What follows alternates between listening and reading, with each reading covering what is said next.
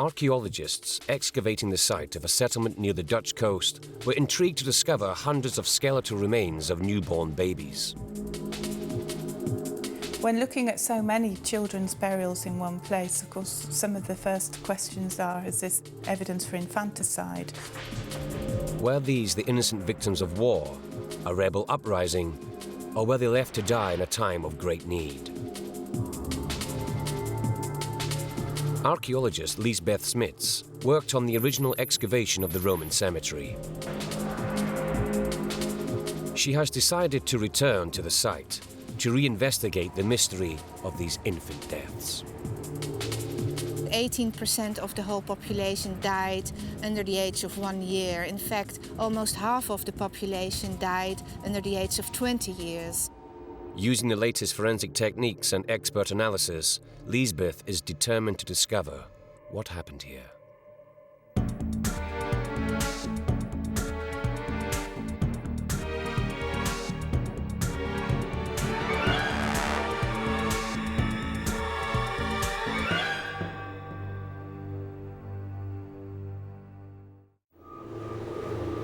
Valkenburg, Holland. 2,000 years ago, this bleak windswept coastline represented the furthest northern outpost of the Roman Empire on mainland Europe. It was under the rule of the famously insane Emperor Caligula when the Roman Empire spread from the Nile in North Africa across the Middle East and most of continental Europe through what is now Spain, France and Germany till it reached the distant shore of present-day Holland. At this time, Valkenburg was a community made up of native people, as well as a small garrison of Roman soldiers. When in modern times archaeologists came to excavate this site, they unearthed a cemetery that held amazing secrets. They discovered over 450 burial remains. Of this number, 130 were skeletal inhumations or burials. The rest were cremations. But it was the age profile of the dead that astonished the archaeologists. About 100 of the total remains discovered, almost a fifth, turned out to be the skeletal remains of children. For us, it's really strange to look at that kind of phenomenon. And I want to find out what could have been the influence on this high mortality rate. What happened here to cause so many premature deaths? Who were these babies? Were they native children or Romans? Did they die en masse at the hands of an enemy? Did they succumb to disease? Or were they the victims of mass infanticide?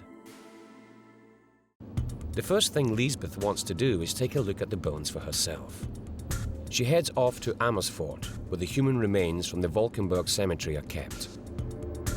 The collection, amounting to thousands of bones, is stored in a cool climatic warehouse. What's extraordinary about Valkenburg is that so many baby bones have survived. Usually the tiny bones of infants disintegrate in the ground over time.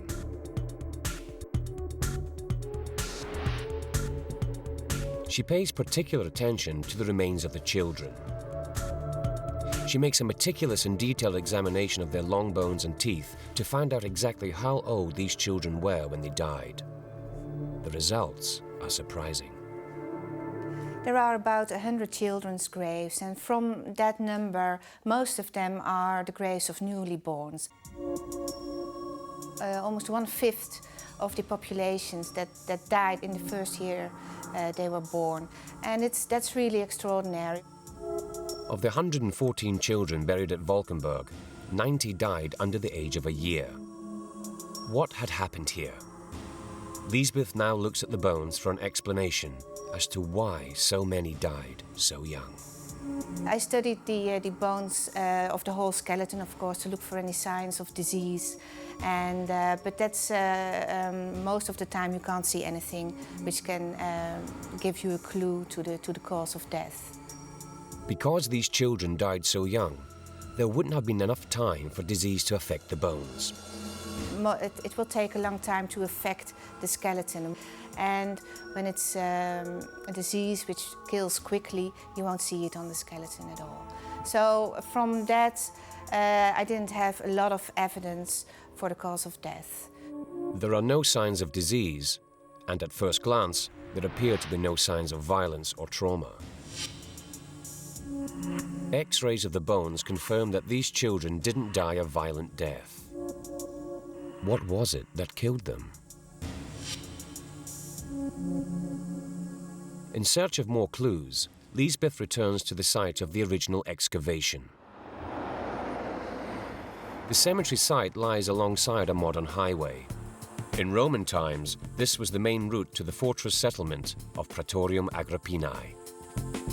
If Lisbeth is to find out why these children died, then some detail about life here in Roman times may shed some light. She meets Roman historian and anthropologist Karen Wall. She has studied the site in depth and may be able to shed some light on this bizarre mystery. It's very hard to imagine it now when you see all the traffic and where we're standing, but this was actually the edge of the Roman Empire in those days. The site was in use during a period of over 200 years, dating back to about AD 40, when the Romans first arrived. The occupying force would have step by step begun mixing with the locals for business and for pleasure. Valkenburg became a vibrant community of Roman soldiers, farmers, and coastal traders. Of course, from before the Roman period, there would be rural settlements in this area. The Romans coming to the fort would have brought their families, there would have been traders, there would have been the natives who come and settle alongside in the hope of doing business with the fort. Of course. The soldiers themselves would have gradually had native families. But who was buried in this cemetery? Were they local or were they Romans? The way the dead were buried provides a clue. What you're finding right from the beginning of the fort, the establishing of the fort in the mid-1st century, right through to the end of the 2nd century, cremation is very much the most popular ritual. It stays there the whole period. It the whole period. Yes. There are differences within that ritual, but the general pattern is cremation. The Romans then favoured cremation as a funereal rite. So it's almost certain then that the cremations on this site were of Roman citizens. But why were there 41 adult skeletal burials here? What's intriguing is that they don't seem to have been treated with any respect.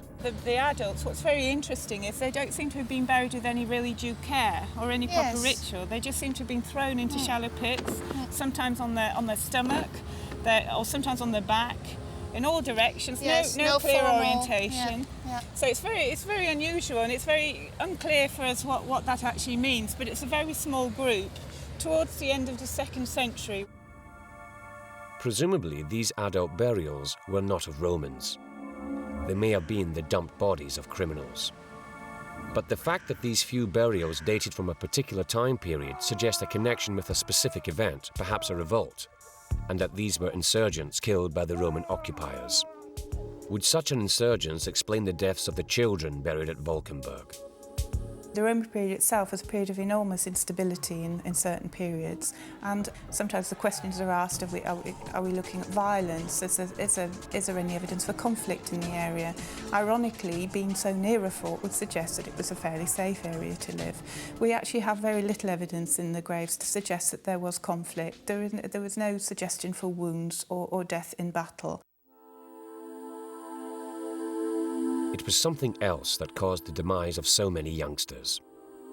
But were they Roman, and if they were, why weren't they cremated? What you see as a general pattern here, but also in other cemeteries, is that the children below the age of 18, and particularly infants and neonatals, they were always buried. They were never cremated. But why so many? Karen has her suspicions.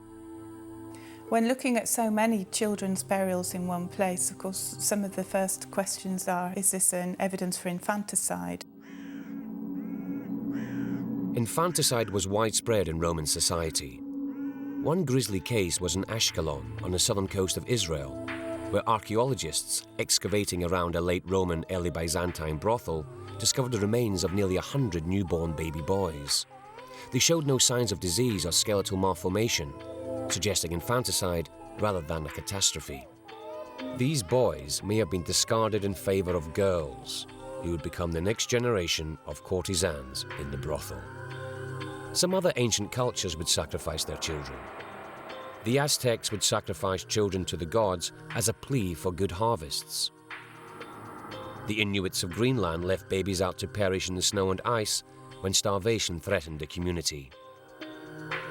Could it be that the Valkenburg children were also deliberately killed during a time of crisis? The manner of these babies' burials does not suggest abandonment. They were not discarded or cast into a sewer. They were interred carefully, some even with food and toys, for their journey into the afterlife. We do find in a lot of the burials here that they did have grave gifts, just like some of the adults. Pots where possibly food and drink. Even in one of the baby graves, there was found a little drinking bottle, which is, you know, quite a sad thing to find, really, even now. It's obvious that these babies weren't done away with deliberately. Their deaths were huge tragedies. But what was it that was killing them? The only thing which is left to do is look at the components of the bones, to analyze the chemical elements of the bones and see if that can give any evidence of what happened. A high-tech analysis of the chemical components of the bones may reveal not only what killed these babies, but also what could have played a part in the downfall of the Roman Empire.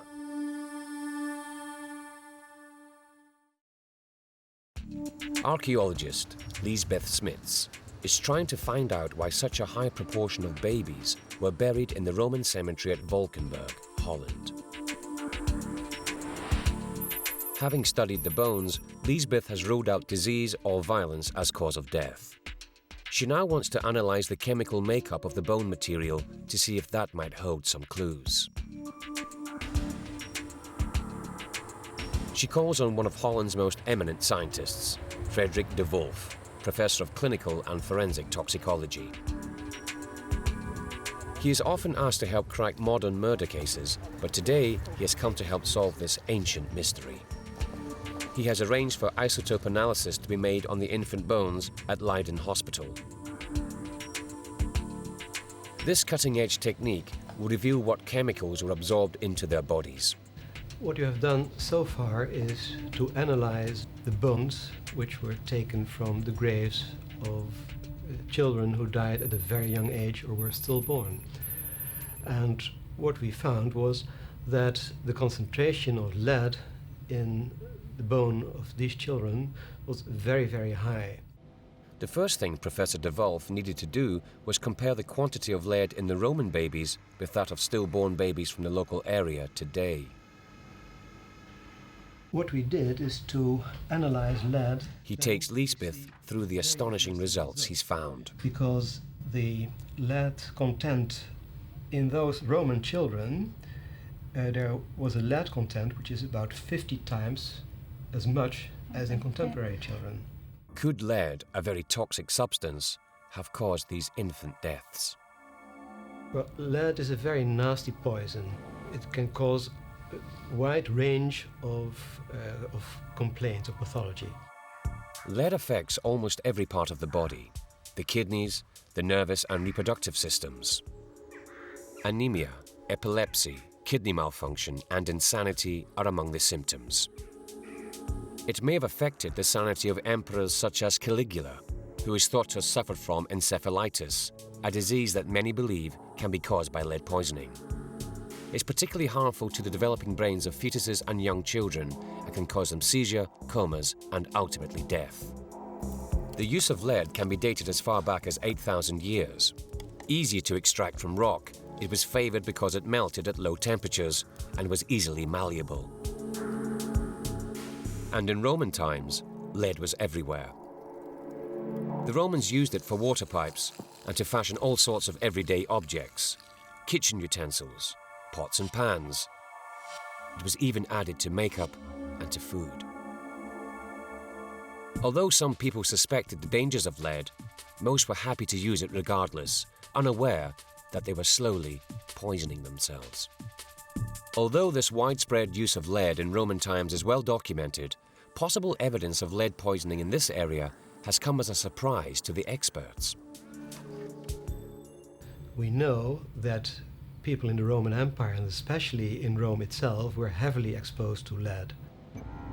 But we never knew that lead exposure was so high in this part, the northern part of the Roman Empire.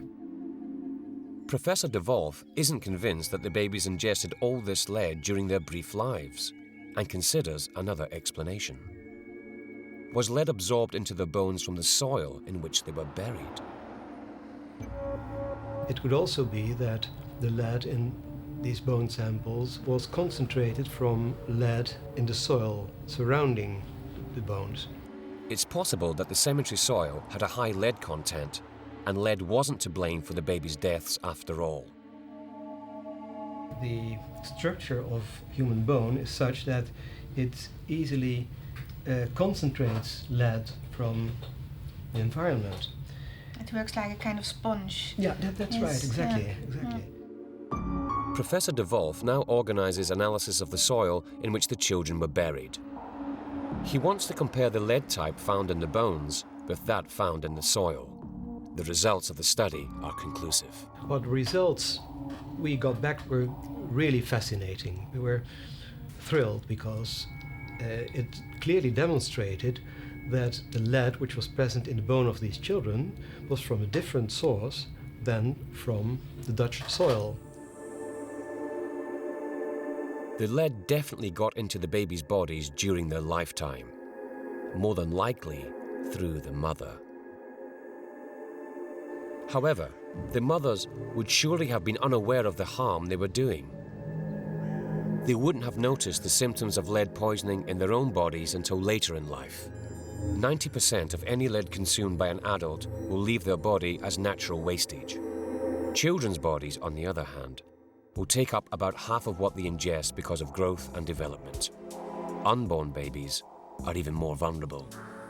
Tragically, the children were being slowly poisoned by the lead in their mothers' bodies, both before and after they were born. They also used lead, for instance, as a preservative to food products, as stewed food. And they used it to sweeten wine and to preserve wine with it. Lisbeth's next line of inquiry is to explore the idea that lead in the wine and food was to blame. I want to hear specialist advice about food and food preparation in Roman times, because it seems that the ingestion of lead by way of the food chain might be a serious threat to the health of the people.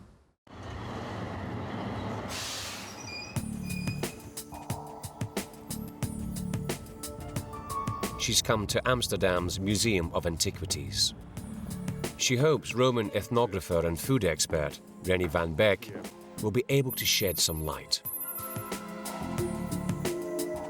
Surrounded by the kind of pots and utensils that would have been used by the citizens of Valkenburg, Lisbeth explains what it is she needs to know. We think that the food is a very important factor in the lead uptake by the mother of these children. So can you tell me something about the food the Romans used and how the lead could have been absorbed during life, during pregnancy, by these infants, by these fetuses? Rennie believes that it wasn't really what the people were eating that was to blame, as their diet was extremely healthy. It was more likely to be the dishes that they used every day. For example, when you see the small beakers they used for drinking wine and for these buckets they used for getting water, you see that all these things are made of bronze. And, well, in bronze, of course, there is a lot of lead, which was toxic. Yes. The Romans were cooking with bronze pots, eating off bronze plates, drinking from bronze cups, and all the time they were soaking up lead. But they sometimes made even more concentrated contact. For example, you see some points in this small plate. For example, here, you see it was repaired. It's an ancient repair, which was made with lead, real lead, not solder made with lead, but real lead. Pure lead? Pure lead, Oh. yeah. So that meant that when people were using this plate for preparing their food, for eating, etc., the lead was in direct contact with the food. But they were getting another daily dose of lead by another means. An essential part of Roman cuisine was a syrup called di frutum or sapa, a sweetener and preservative. It was made by boiling down unfermented grape juice to produce a sweet concentrate. Lead kettles were deliberately used as the lead enhanced the sweetness. The acidity of the grapes would also have helped the lead leach from the pot into the syrup. And when they cooked this wine in these bronze-looking pans, then you can see that there is, of course, a lot of lead coming from the object into the wine. And lead made the thing sweet. This highly toxic syrup, defrutum, was then added to all manner of food and drink. And the widely used cookbook of 3rd century Apicius even called for defrutum to be added to as many as a fifth of his recipes. Cook tuna fillet, mash tuna fillet together with dates, defrutum, fry veal in olive oil until well done, mix raisins, wine, defrutum. Defrutum was also used as a preservative, enabling foodstuff to be conserved and distributed to the troops across the empire. This highly toxic substance was infiltrating the cream of Roman society, causing, among other things, infertility and high infant mortality. Some scholars believe that lead poisoning was a contributory factor to the collapse of Roman power. Well, we know that Romans, through the whole empire, were heavily exposed to lead. Especially those who could afford a lot of wine were heavily exposed. And we may conclude from the findings obtained so far that this may have played a very important role also in the decline of the Roman Empire. But not everyone concurs with this theory. Rennie agrees that the amount of lead in Roman life was extremely dangerous, but remains uncertain as to exactly what effect it had. Of course, there was a lot of lead. There was too much lead. And so there was a too big risk, you can say. And I agree with that for sure. On the other hand, it is always risk as well to say that the decline and fall of the Roman Empire was because of the lead.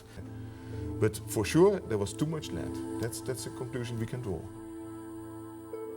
It's now clear to Lisbeth that lead was everywhere in Roman life, in water, wine, food eaten from bronze plates, and even in a nursing mother's milk. The babies of Valkenburg didn't stand a chance. All the evidence I have now points to the fact that it's very probable that the lead poisoning could have been the major cause of death of these infants. This lead would have been ingested during pregnancy and was transmitted by the mother to the child. The deaths of the Valkenburg children were totally unpremeditated. Whether or not their demise can be linked to the greater demise of the Roman Empire is still a matter for conjecture. But what we are certain of is that they were the unwitting victims of a privileged way of life. The nightmare of Valkenburg was that, while the mothers enjoyed a rich and varied diet, they never knew that it was loaded with poison. A poison so deadly that it took their children from them and never gave them answers as to why.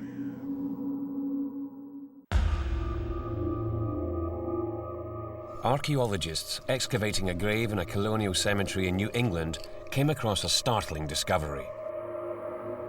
On opening the coffin, they saw that the skeleton inside had bizarrely been arranged into a skull and crossbones. They removed his legs, they decapitated his skull, and they reburied him.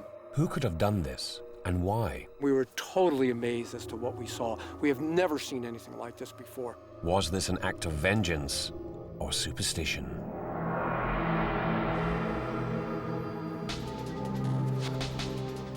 The hunt is on to unearth a dark practice of colonial New England. Vampire? To figure out why somebody returned to the grave to carry out this bizarre act of mutilation. The question is, what was going on back in the 1800s that made them do this?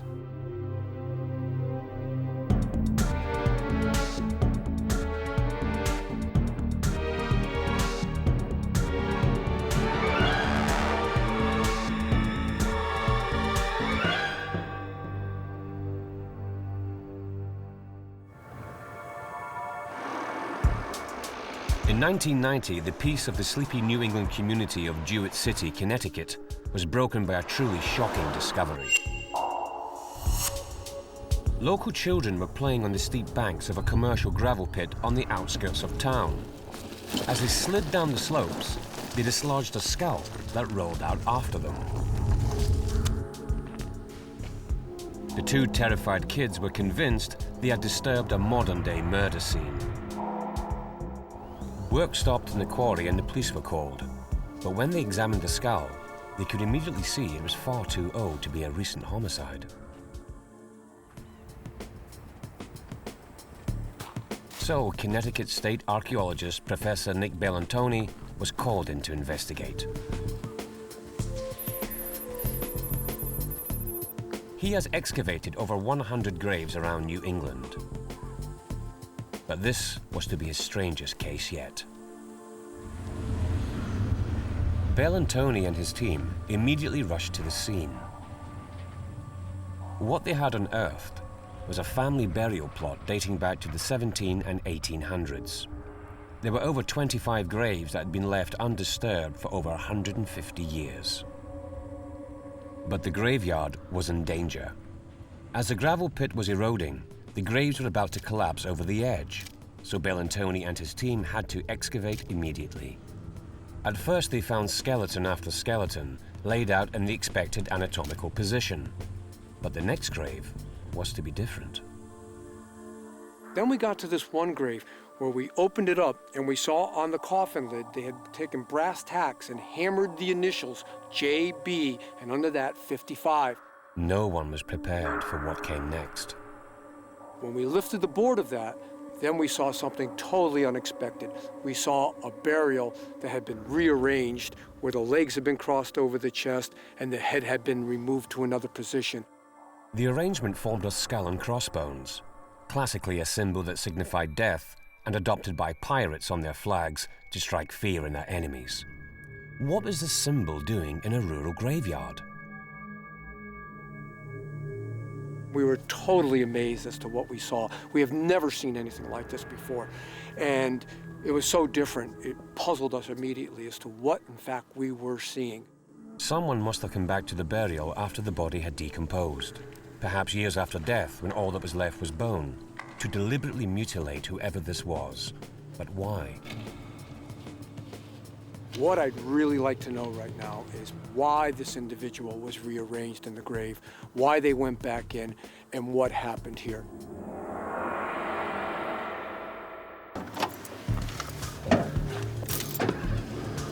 Bellantoni's first move is to look for any clues on JB's skeletal remains.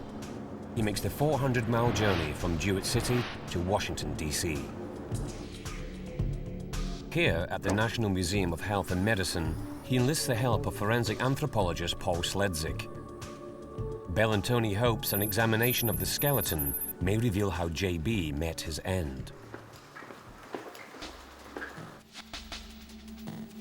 What we'll do, we'll just lay him out. After spending 150 years with his bones disturbed, JB is now laid in the correct anatomical position. Sledzik can instantly tell that JB was male. And this is a very typical male skull. He's got a very large mastoid process here, which is that bony protuberance behind your ear. It's got big brow ridge areas right here. So I'm very confident this is a male skeleton we're looking at here. By looking at the wear on the pelvic bone, Sledzik can estimate how old the man was at death. If you look at the age, we're going to actually look at the pubic symphysis, which is this part of the pelvis bone right here. And we'll actually look at this face, and I can just kind of eyeball this and just knowing enough about it. I'm putting this guy in the age range of 45 to 55 years of age. So this could explain the number 55 on the coffin lid. It was his age when he died. He then looks at the rest of the body for any clues to the kind of existence he led. Once we start looking at pathology, a few things hit me right off the bat. He's lived a hard life. He's got some pretty severe traumatic event to the right shoulder. All this bony growth right here, if you compare it to a normal, you can see just the difference there, pretty significant. That's quite extensive. He also had an infection of the lower part of the left leg down here in the tibia, all these raised areas. Probably an open infected wound at the time of his death. All these life stress injuries reveal how he made a living. JB was a farmer, the most common way of life in colonial New England. A tough outdoor existence living off the land, which over 150 years later can still be seen in his bones, especially his back. Most of the major joints in the vertebrae have these bony protuberances, which is osteoarthritis, which leads me to lead again that kind of hard life, a lot of heavy lifting, probably had some back pain. None of these injuries would have killed JB, but Sledzig has spotted something. You did notice, just looking over the ribs quickly earlier, yeah, but you can pick this up here. See this whitish area, Nick, on the inside surface of the rib right here? The fact that these are in the left ribs and the upper part of the left ribs is highly indicative of tuberculosis. The likely cause of death is identified. JB's infection was so chronic, it had eaten into the bone. So this is very positive evidence that he actually had tuberculosis. Oh yeah, there's no question that he had TB. Probably had it for a period of time before, maybe several weeks, several months, but he was certainly suffering from TB when he died.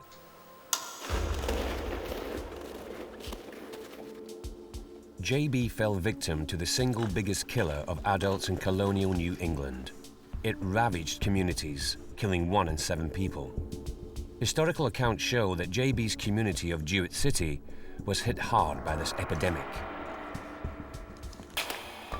For them, it was known as consumption, for it appeared to consume the sufferer's entire being.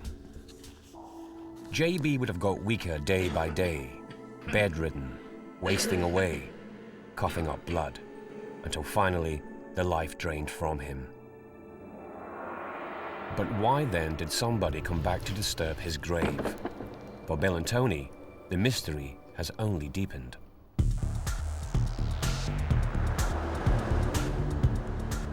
I know now that JB had a really difficult life, that he was a hardworking farmer, that he had various injuries throughout his body, that he had tuberculosis. What I really need to do now is try to find out what life was like back then and what their belief systems was and why they would have done what they did to JB.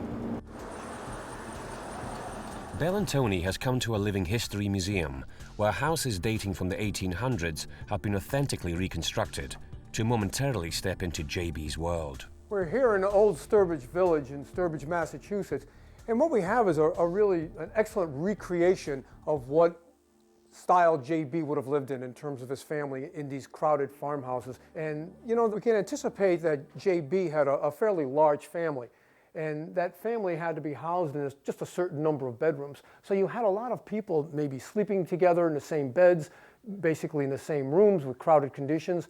And so those that had the tuberculosis were probably coughing and bringing up and communicating that disease, transmitting it to other family members very rapidly.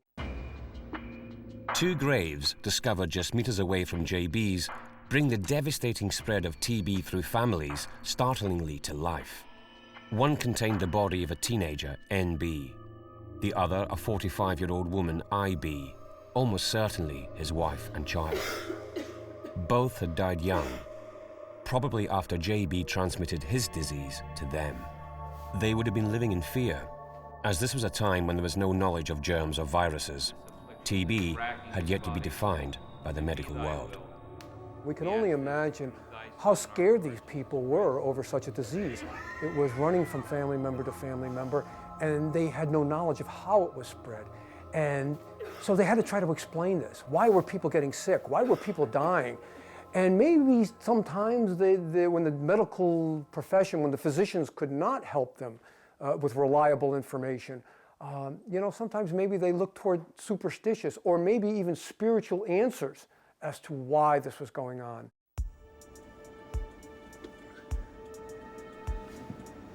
This new line of inquiry has brought Bell and Tony to a cemetery in Rhode Island, 50 miles from JB's grave. He has enlisted the help of Dr. Michael Bell. He has spent 20 years researching the superstitions and folklore of New England.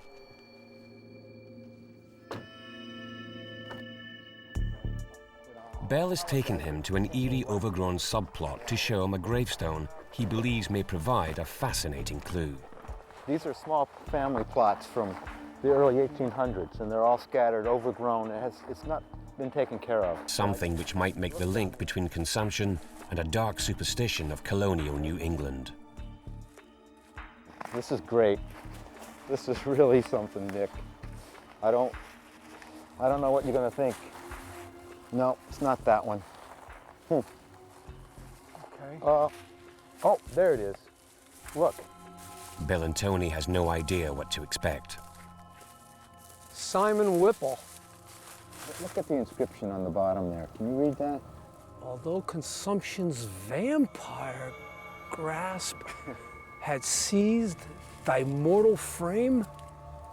What do you think? Vampire? A connection with tuberculosis and vampirism? Yeah.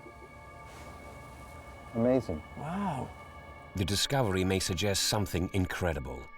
JB was believed to be a vampire. But how could this explain the bizarre rearrangement of his bones?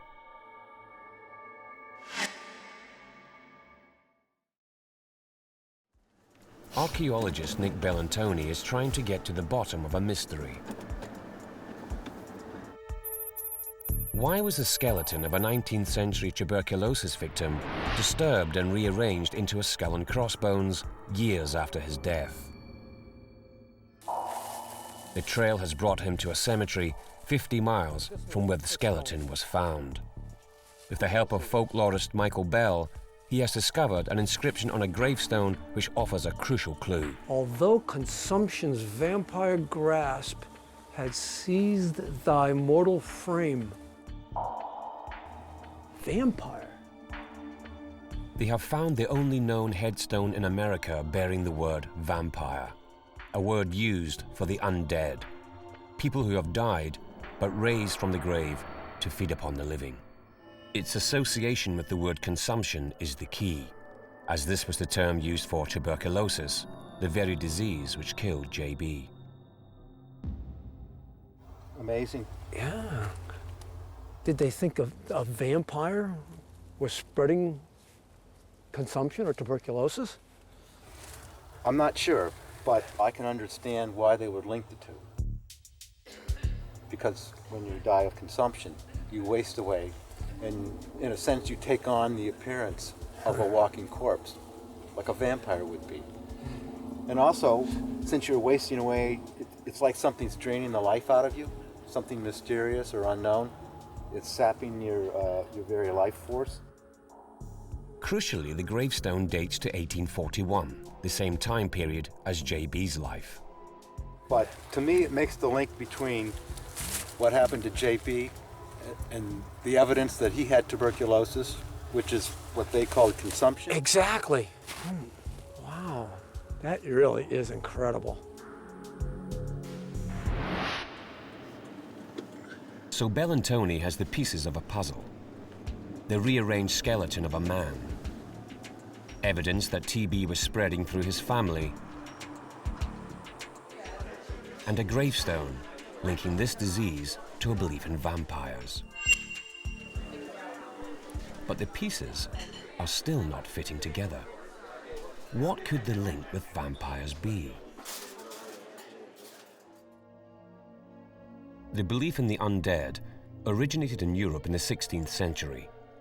Their folklore spoke of the dead raising from the grave to feed on a sleeping victim, the flesh hanging from the bone, blood still pumping through their body, fingernails like claws.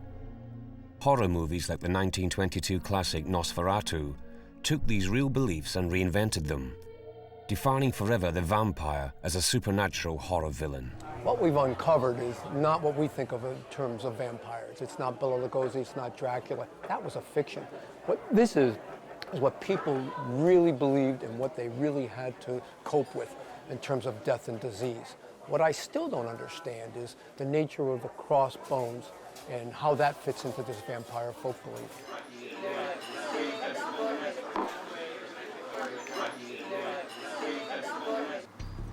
Folklorist Michael Bell has been searching town halls of New England for any further clues to support the vampire theory. Looking for town council records.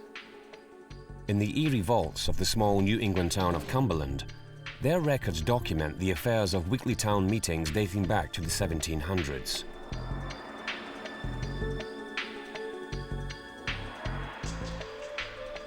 One strange entry in a record book has caught his attention.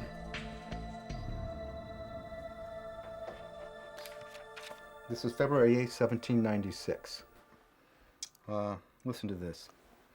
Mr. Stephen Staples of Cumberland appeared before this council and prayed that he might have liberty granted unto him to dig up the body of his daughter, Abigail Staples, single woman deceased, in order to try an experiment on Lavinia Chase, wife of Stephen Chase. So they actually went to the town to get permission to dig into her body. Yeah, to dig up the body, but officially sanctioned. Wow. I mean, you would think it was something that would happen Yeah. clandestine.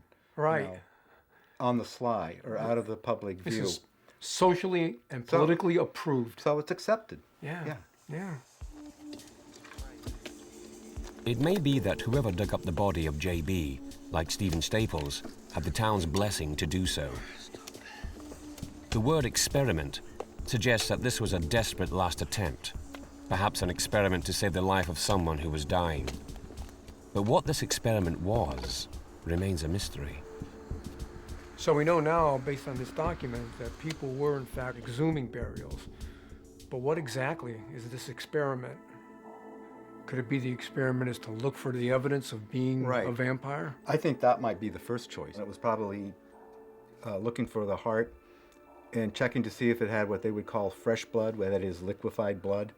And if it did, they would decide that was the one, and they would burn the heart.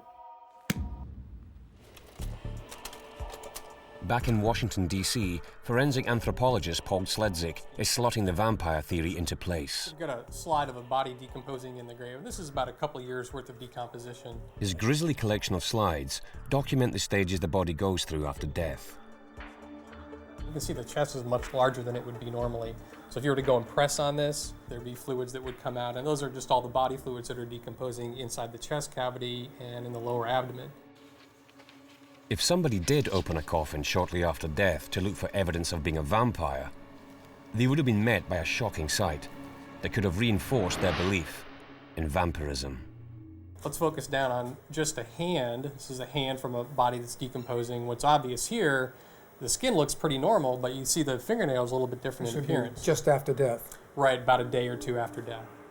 And again, the skin looks normal, but the nails look a little bit different. And if you recall from some of the vampire accounts from Europe, they talk about fingernails growing after death, they talk about hair growing after death, they talk about old skin falling away and a new fresh skin emerging under it. Does that happen? Sure, here's the next phase, about a week after death or so, week to 10 days in a temperate environment. Look, it looks like the fingernails have grown. The fingernails appear to have grown, but in fact the skin has dried and receded from the nail, giving the eerie impression of claws. And what's actually happening is that people are misinterpreting standard evidence of decomposition. So when you consider these changes, the bloating, the fingernails, the hair, and then you consider the fact that they had living relatives who were wasting away, getting thinner and dying, the changes we see with post-mortem decomposition is being interpreted as a vampire cult. Right. As the TB victim drained of life, the recently deceased appeared to almost supernaturally show signs of being alive, as if the dead had been feeding on the living.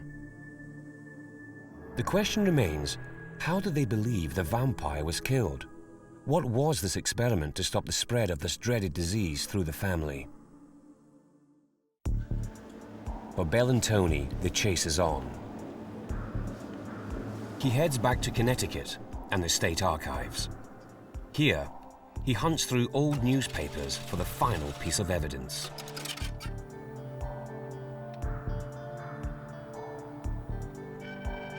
Ah, here it is. This is what I'm looking for. This is from the Norwich Weekly Courier in May of 1854. In back issues of a paper which J.B. himself might have read, Bell and Tony has struck gold.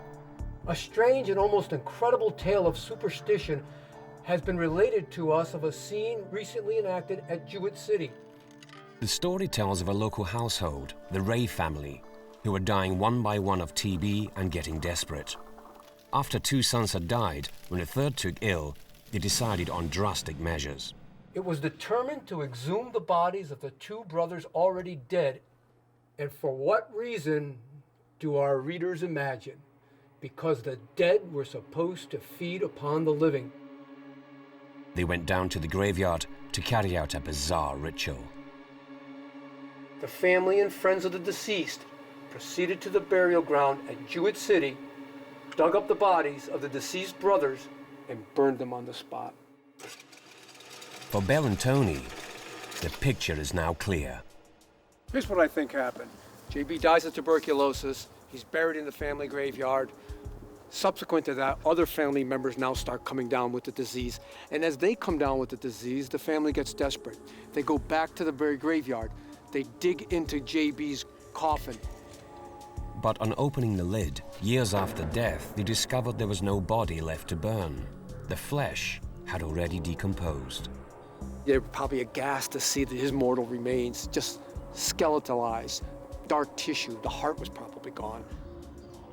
With the desperate feeling that they must somehow stop the vampire leaving the grave at night to suck the life from the living, they did the only thing they could and rearranged his bones. If his head was decapitated, he would not see where he was going. Without his limbs, he could no longer leave the grave. So in order to put him to rest, they removed his legs, they decapitated his skull, and they reburied him. And they did this in order to save the living. For Bell and Tony, the mystery of JB is finally laid to rest. You know, when we first excavated JB, who would have thought we would have been brought into a journey in a world of vampirism and the undead? We'll probably never ever see anything like this ever again.